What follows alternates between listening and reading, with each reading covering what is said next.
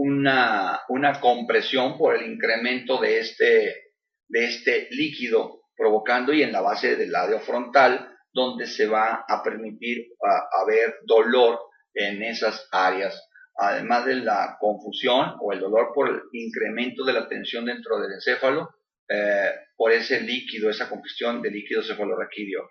Cada vez que hay un incremento de esa temperatura por un incremento de ansiedad o alteración emotiva que se pueda suscitar un día, 2 días o por horas antes del evento, antes de que se manifieste, pueden presentarse alteraciones y dejar de obrar con la regularidad y en forma adecuada que permita una buena temperatura dentro de ese peritoneo, provocando entonces esta limitación de drenaje, provocando entonces por incremento de la densidad de ese líquido esa limitación de drenaje, ocasionando en consecuencia una congestión en el área del encéfalo.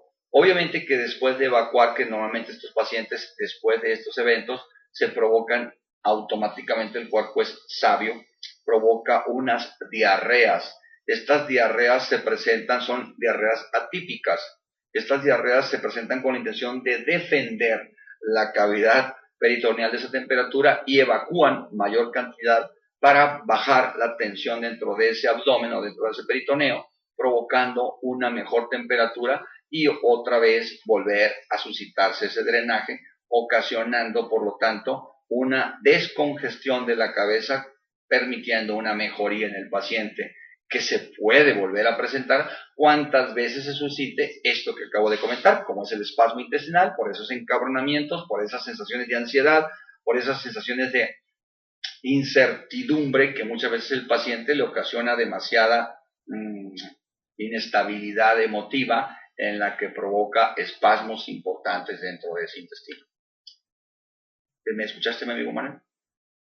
Por eso la lavativa, mi amigo Manuel. Por eso la estimulación medular, mi amigo Manuel. Por eso un cataplasmo en forma de casco en tu cabeza para bajar la temperatura y la tensión de esa meninge. Por eso todas las demás cosas que pronto te voy a enviar por tu correo. Dice que comprendido. Comprendido, cambio y fuera, dijo. ¿Se va a tener que rapar? No, no precisamente. Yo, por ejemplo, las personas que tenemos así una blonda cabellera y que no queremos raparnos para aplicarnos el barro, normalmente después de untarlo en el papel o en el lugar, yo les sugiero una gasa encima, una gasa totalmente abierta para hacer una especie de red encima del barro, para que cuando lo apliques en la cabeza no se pegue de forma tan... se pega en el cabello, porque si no le pones esa red, el cabello se mete entre el barro y al secarse pues queda totalmente untado y secuestrado en ese lodo. En cambio, con esta redecilla o esta gasa, ya el pelo es muy difícil de que se secuestre dentro del lodo para las personas que no se quieran rasurar, ¿no? Pero como está de moda y él a veces es un tanto facetón, si se lo corta. Dice que ya se le cayó el cabello. Bueno, ya el poco que le queda. Dicen el cocolizo. Bueno, amigo Manuel, si estás en casa, salúdame a tu esposa Adela, y me tocó ver a tu niña, bueno, que ya no es una niña, ya es toda una dama, una mujerzota, una señorita, que de las últimas veces estábamos anunciando de que la última vez que estuve y que la había visto a ella, había sido en una Navidad también que coincidimos ahí en tu casa. Yo me había tocado ver a las niñas, pero niñas de, ¿qué? 6, 7, 10 años, y ya ahorita, pues ya hace tiempo, ¿no? Entonces, son más, tenían 10, 11 años, y de repente ves una señorita de 18, 19, y dices tú, ¿y esta quién es, no? Pues resulta que es la niña de Manuel. Sigue siendo. Lo mismo me sucede aquí en casa, ¿no? Sigo viendo a mis niñas como las bebés y resulta que no queremos que sean señoritas o mujeres ya. Y cuando nos empiezan a platicar de los novios y que las ves así muy arregladitas, pues ya como que no te gusta que te orinen el cerco, dirían en el rancho, ¿no? Que te anden orinando el cerco. Okay. Ese es el punto. Dice que ya está bueno para suegro. Sí, tú también, Manuel, tú también. Tú también, ya me di cuenta que tú también, ya Adela la vi ahí con unas ansiedades de su bebé. No, pero bueno, es la ley de la vida y lo que tenemos que ir aprendiendo de esas grandes leyes y cómo si somos tan celosos y tan posesivos, ¿no? Como si, ¿qué vamos a hacer con nuestras reinas y princesas de casa? Pues bueno, pues buscar a ese gran príncipe azul que espero que sea no tan hombre como el padre de mis hijas, mucho más hombre que él. Bueno, pues hay que comentarse a la gente que nos están escuchando, que hagan sus preguntas, que está Frank con nosotros, está también Antonio Bucillo, muchísimas gracias por estar. Antonio, ya tuve el gusto de leer tu correo, me mandaste un correo, creo que Antonio es de Querétaro, o de Cuernavaca. De Querétaro.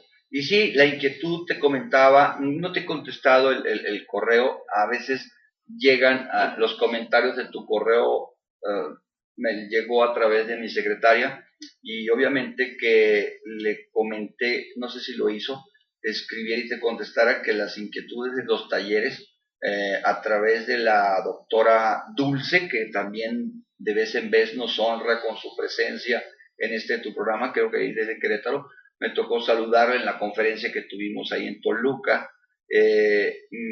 Necesito volver a estar en contacto con Dulce para que estuviéramos en la tesitura de ver qué talleres.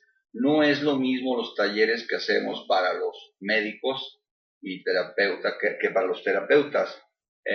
Hay otro tipo de talleres donde las gentes que no se dedican incluso ni a la terapia ni terapeutas ni médicos, también queremos crear una especie de talleres para las gentes, vamos a decir que no sea muy feo, neófitas en la medicina o en la praxis de atender pacientes, para que no sea muy feo, neófito en la praxis de atender pacientes.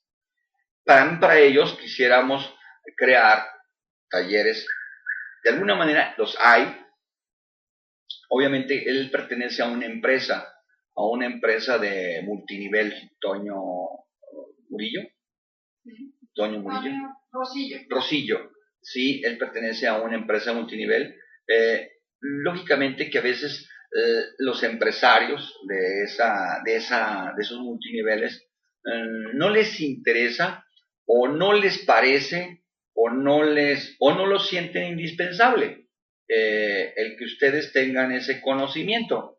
Bien, es muy difícil, con todo el respeto que merecen todos, negociar el cuándo y el cómo. Y bueno, como de alguna manera yo estoy en la mejor disposición de los que se mantengan inquietos y de los que no tanto sí quieran, bueno, crear unos talleres para ustedes, ponernos de acuerdo para ver de qué manera pudiéramos hacer esos talleres en los lugares donde ustedes se pusieran, ustedes como líderes de esas redes, pudieran organizar estos talleres, porque es muy difícil que yo se lo sugiera a la empresa o la empresa me lo podría sugerir a mí. Es muy difícil contestarles a ustedes como elementos o partícipes, gente que hacen esa empresa, decirles a ustedes que sí lo voy a hacer o no lo voy a hacer. Eso depende mucho de ustedes, Toño. Eso depende mucho de la inquietud que ustedes tengan y de la forma en que ustedes se puedan organizar.